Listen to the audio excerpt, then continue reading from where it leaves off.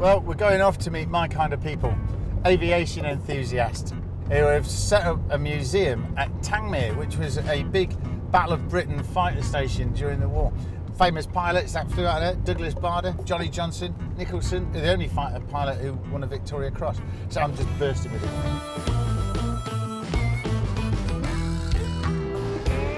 Tangmere Aviation Museum sprang up in 1982 from a well of volunteers passionate to celebrate Britain's amazing aviation heritage. I love this place, and it's really come on since my younger days. For me, the star of that heritage is this, the Hawker Harrier, the ingenious answer to vertical takeoff and landing. This is the best of British engineering. People were struggling for years and years and years to get an aeroplane that didn't need a runway, and this was what Britain came up with. Look at the pylons here with all the ordnance and everything that you could get on it. Bombs, rockets, sneb packs, and there a 30mm Aden cannon underneath. Fabulous aeroplane. And this is the Sea Harrier. This is what won us back the Falkland Islands, air superiority by these. Now, they're not that fast, actually, 600 miles an hour. But they actually engaged the Mirage, which could fly twice that speed and take them down, and they did. It's just a marvellous bit of British engineering.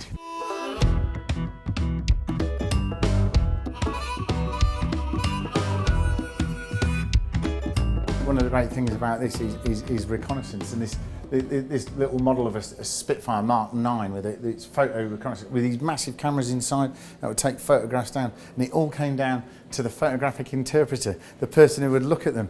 And you see these photographs as they are, but what you do is look at them through a stereoscopic vision. So the two photographs produce one image. This is Berlin and the Reichstag.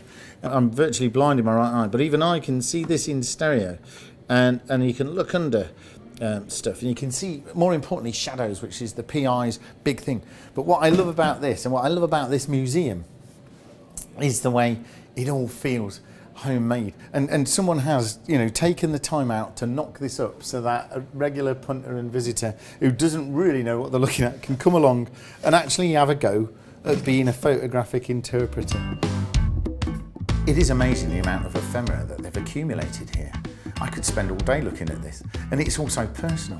A pack of Woodbine cigarettes, there's an RAF Bible, or shrapnel that's been collected from a bomb site, and it's all put together and curated by volunteers. Now we've got 170 staff here. Yeah. Most of them are guys like myself, ex-pilots and people on the ground, but we've got an awful lot of engineers here who love tinkering with planes, taking them apart, putting them together, building parts. And they've built this, and I've got to give them full credit because they have built a wonderful model, and it opens up.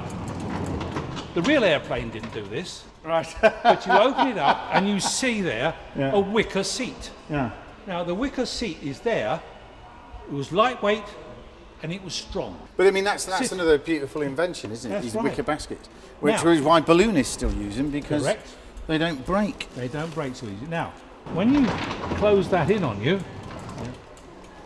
now you're not an overly big man, but you'll see that that's very, very tight. In that way, it feels like, the modern aeroplane. You don't so much sit in the aeroplane as you wear it. That's it. Well, the Spitfire was definitely one of those. It's a wheat field now. This might end up in Weetabix, but years ago, this was a thriving airfield. You can sit here and imagine streams of Spitfires swooping across here, taking off in squadron formation. I mean, the place that it's famous for is Douglas Bader and the Bader wing, the Tangmere wing as it was known. But the actual Tangmere wing and Bader himself were all headquartered in West Hampnet, which is just 2 miles. 2 miles.